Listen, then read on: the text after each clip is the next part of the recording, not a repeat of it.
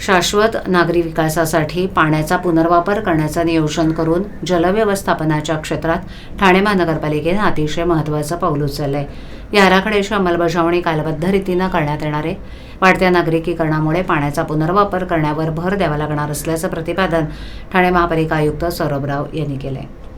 सध्या ठाणे महापालिका क्षेत्रात दररोज 241 दशलक्ष लिटर सांडपाण्यावर प्रक्रिया केली जाते. त्यापैकी केवळ 5% पाण्याचा पुनर्वापर होतो. 2035 पर्यंत हा वापर किमान 16% वाढवण्याचं लक्ष्य निर्धारित करण्यात आले.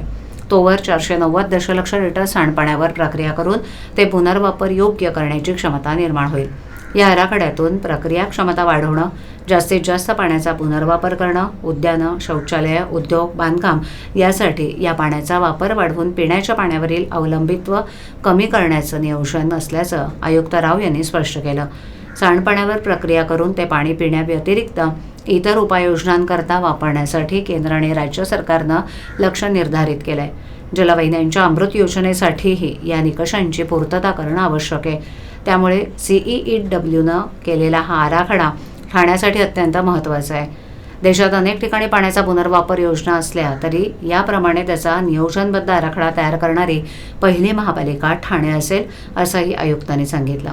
ठाण्यातील वाढती लोकसंख्या, नागरिकीकरण यामुळे पाण्याचा जास्तीत जास्त पुनर्वापराचा विचार पालिकेस करावाच लागेल, असंही राव यांनी याप्रसंगी सांगितलं.